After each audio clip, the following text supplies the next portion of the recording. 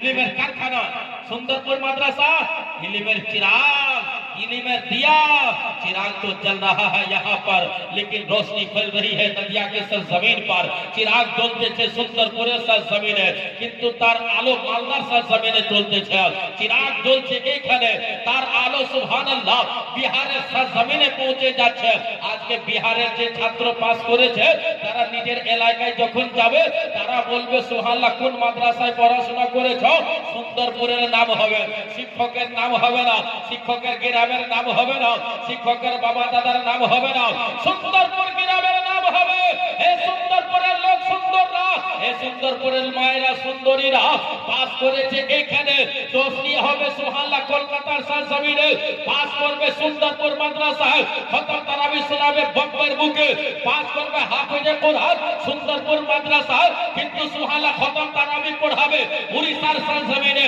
उड़ीसा वाले भी कहेंगे अरे भाई कहां से आप हाफिज बने हैं वो भी कहेंगे सुंदरपुर से पता ये चला कि दुनिया के हर कोने कोने में हर गोशे में प्रत्येकটা জায়গা জায়গাতে প্রত্যেকটা ডিস্ট্রিক্টের মধ্যে প্রত্যেকটা সবার মধ্যে প্রত্যেকটা জায়গার মধ্যে প্রচার হয়ে যাবে এই হচ্ছে সুন্দরপুর মাদ্রাসার ছাত্র এটা হচ্ছে সুন্দরপুর মাদ্রাসার ছাত্র এই মুসলমান আপনি এত ভাগ্যবান কাল কিয়ামতের দিন হবে না বাপ বেটার হবে না পিটি মার হবে কেউ কাউরি যখন হবে না তখন এই তলবা এজাম আপনাকে জান্নাতে নিয়ে যাবে এই আলিম ওলামারা আপনাকে জান্নাতে নিয়ে যাবে मैं हदीस पढ़ता हूं मोहब्बत से बोल दीजिए सुभान अल्लाह और जोर से बोलो सुभान अल्लाह पूरा मत में हाथ उठा के बोलो या रसूल अल्लाह हदीस आप नोट कीजिए अन उस्मान इब्न अफ्फान قال قال رسول الله صلى الله تعالى عليه وسلم يشفع يوم القيامه ثلاثه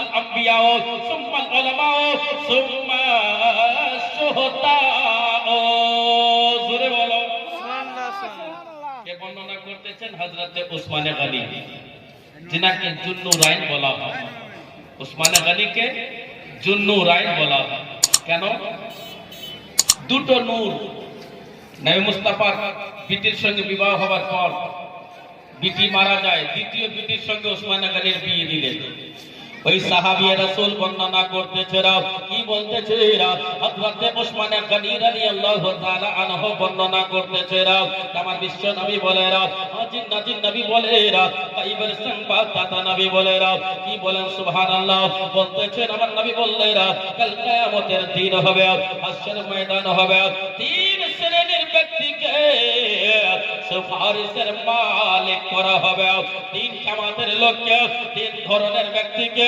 শাফাআতের মালিক করা হবে সুপারিশের মালিক করা হবে এক নম্বর হলো নবী গোরা নিজের উম্মতকে নিয়ে আমার নবীর দরবারে হাজির হবে দ্বিতীয় নম্বর হলেন আলিম ওলামারা তৃতীয় নম্বর হলেন শহীদগণ সুবহানাল্লাহ হযরত উসমান গনি বলেরা কি বলতেছেন সুবহানাল্লাহ হযরত উসমান গনি রাদিয়াল্লাহু তাআলা আনহু বলতেছেন সুবহানাল্লাহ যে আলিম ওলামার সম্মান বিশাল বড় রাখা হয়েছে আলিম ওলামার মর্তবা মর্যাদা বিশাল দেওয়া হয়েছে এই আলিম ওলামা কাল কিয়ামতের দিন হবে সুন্দরপুরের মাদ্রাসার কোন মাওলানা কে কোন মুফতি সাহেব কে কোন মিসবাহি সাহেব কে কোন রিজভি আশরাফি কলিমি সাহেব কে কো সুবহানাল্লাহ যে কোন সাহেব কে যখন জান্নাতে পাঠানো হবে সুন্দরপুরের মাদ্রাসার আলিম ওলামা বলবে আল্লাহ গো আমি জান্নাতে যাব না বলে কেন তুমি জান্নাতে যাবে না বললে যতক্ষণ পর্যন্ত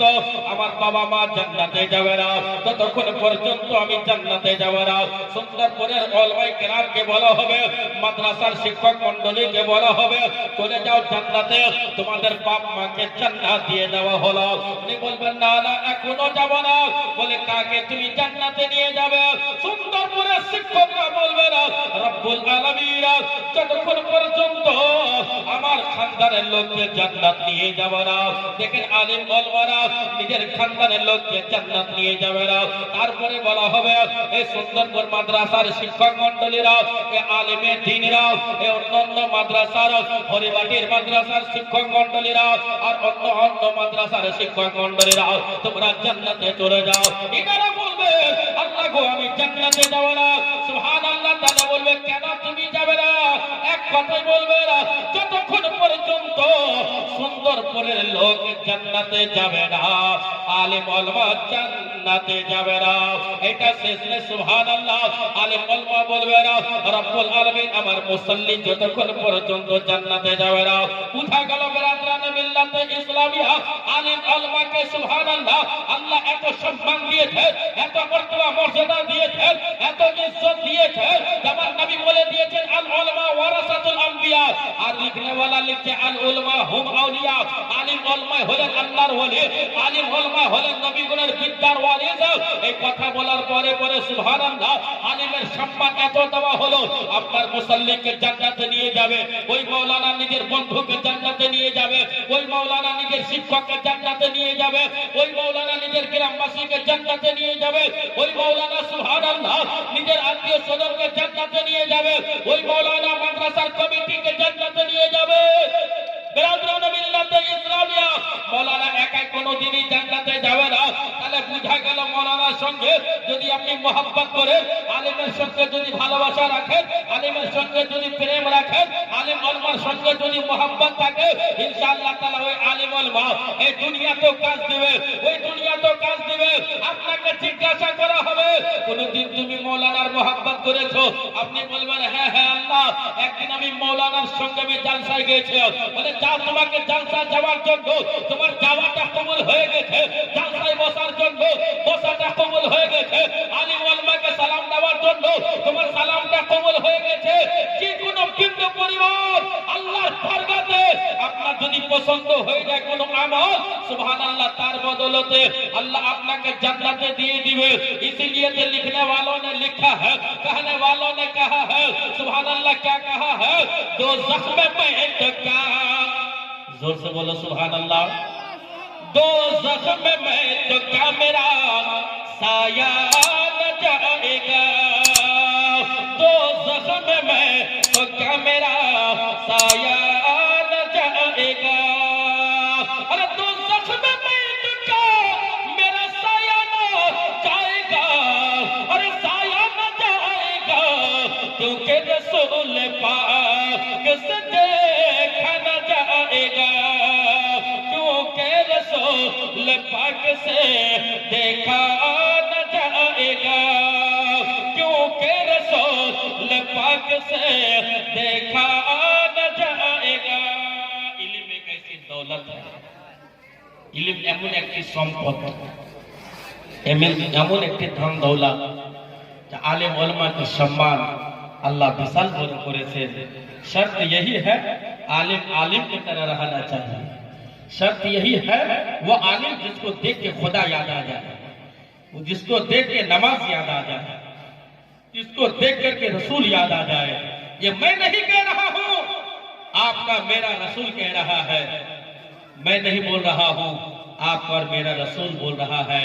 এত বড় প্রতিষ্ঠান, এত বড় কনফারেন্স, আমি নিয়ত করেছিলাম যে তাফসীরে কোরআনের উপর বক্তব্য রাখবো।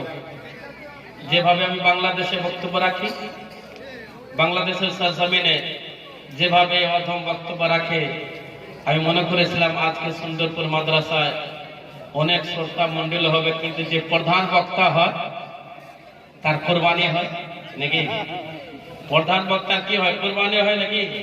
মাইক কত সুন্দর, ইউটিউবার वाला কত সুন্দর, আপনারা কত ক্যামেরা সুন্দর লাগিয়েছেন, কমিটি কত সুন্দর, মাদ্রাসার সুন্দরতা অনেক দূর থেকে ঝলক মারতেছে।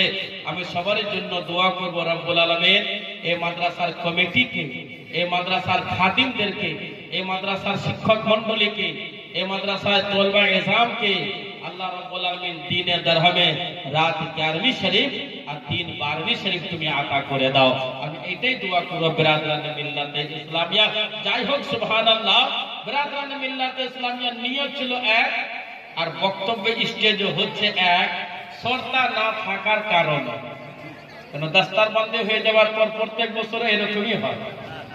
এটা আমার জন্য হয়েছে তা নয়, এটা আমার জন্য হয়েছে তা নয়। আমার মনে বলতেছে যে প্রত্যেক বছরই এইরকমই হয়। লাস্টের বক্তা সুবহানাল্লাহ দোয়া খায়ের করে চলে যায়, কিন্তু আপনারা শুনেছেন যার শেষ ভালো তার সব ভালো নাকি? যার শেষ ভালো তার সব ভালো। সুবহানাল্লাহ। ব্রাদারান মিল্লাতে ইসলামিয়া, একটি ঘটনা আর বলি আপনাদের সামনে। নবী মুস্তাফাকে হাজির নাজির মনে করে মোহাব্বতের সাথে দরুদ শরীফ আল্লাহুম্মা আলা সাইয়্যিদিনা মাওলানা মুহাম্মাদিন ইয়া সাইয়্যিদিনা মাওলানা মুহাম্মদ সাল্লাল্লাহু তাআলা আলাইহি ওয়াসাল্লাম। ব্রাদারান মিল্লাতে ইসলামিয়া, স্বামী স্ত্রীর মোহাব্বত কিভাবে থাকা দরকার আমি হাদিস থেকে প্রমাণ দিচ্ছি। একজন সাহাবী, রাসূলের নাম ছিল হযরতে আবু তালহা। কি নাম বললাম? আবু তালহা। তিনার বিবির নাম ছিল উম্মে সুলাইম। হযরতে আবু তালহা রাদিয়াল্লাহু তাআলা আনহুর সন্তান হচ্ছিল না, বিবির তার সন্তান হচ্ছিল না। 1 বছর হলো, 2 বছর হলো, কয়েক বছর হয়ে যাওয়ার পরে পরে মা জননী হযরতে উম্মে সুলাইম বলতেছে, ওগো স্বামী আবু তালহা, আপনি নবীর দরবারে থাকেন, নবীর কাছে আপনি থাকেন, একবারও তো আপনি বলতে পারেন হুজুর গো আমার সন্তান হয় না, একটু দোয়া করে দেন বেরাদার। কিন্তু হযরতে আবু তালহা রাদিয়াল্লাহু তাআলা আনহু একবার নবীকে বললেন না। একদিন বিশ্ব নবী পয়গম্বরে আযম সাল্লাল্লাহু তাআলা আলাইহি ওয়াসাল্লামের দরবারে হযরতে উম্মে সুলাইম হাজির হয়ে গেলেন। পর্দার হালাতে বলতেছেন, হাবিবি ইয়া রাসূলুল্লাহ, নবী গো আমি আবু তালহার বিবি উম্মে সুলাইম বলতেছে। বিশ্ব নবী পয়গম্বরে আযম বলতেছেন, বলো। বলল, হুজুর গো আমার সন্তান হয় না, আমাকে সবাই বাঁধে বলে ডাকে, আমাকে কেউ অন্য কিছু বলে, অন্য বিভিন্ন রকমের কথা বলে। নবী গো আপনি দোয়া করে দেন যেন আল্লাহ সন্তান দান করে বেরাদার। আমার পয়গম্বরে আযম সাল্লাল্লাহু তাআলা সাল্লাম দোয়া করে দিলেন। আর দোয়া করে দেওয়ার পরে পরে উম্মে সুলাইমের পেটে সন্তান চলে আসলো বেরাদার। ওই নবী মুস্তাফা যখন দোয়া করে দিলেন, পেটের মধ্যে সন্তান চলে আসলো। আর ওই সন্তান আসার পরে পরে হযরতে আবু তালহা রাদিয়াল্লাহু তাআলা আনহু বিদেশ চলে গেলেন কাজ করতে। আপনারাও বিদেশ যান কাজ করতে, আপনারা অন্য অন্য জায়গায় কাজ করতে যারা। হযরতে আবু তালহা কাজ করার নিয়তে যখন চলে গেছে, আর যাবার পরে পরে সুবহানাল্লাহ বললে ওয়ালা বলতেছে, বেরাদার ও বিবি উম্মে সুলাইম, তোমার যখন সন্তান হবে আমাকে তুমি চিঠি লিখে দেবে, আমি যেখানে থাকি না কেন আমি সঙ্গে সঙ্গে চলে আসবো বেরাদার। হযরতে আবু তালহা রাদিয়াল্লাহু তাআলা আনহুর বিবি হযরতে উম্মে সুলাইম রাদিয়াল্লাহু তাআলা আনহার সন্তান হলো, তো বেটা সন্তান হলো। কি সন্তান হলো? বেটা সন্তান হলো। আর বেটা সন্তান হবার পরে পরে সুবহানাল্লাহ একটি চিঠি লিখলেন। লেখার পরে পরে আবু তালহার দরবারে হাজির হয়ে গেল। অবশ্যই হযরত আবু তালহা একটি খুশির খবর শোনায়, আনন্দের খবর শোনায়, আপনার সন্তান হয়েছে বেটা, আপনি বিদেশ থেকে চলে আসুন। হযরত আবু তালহা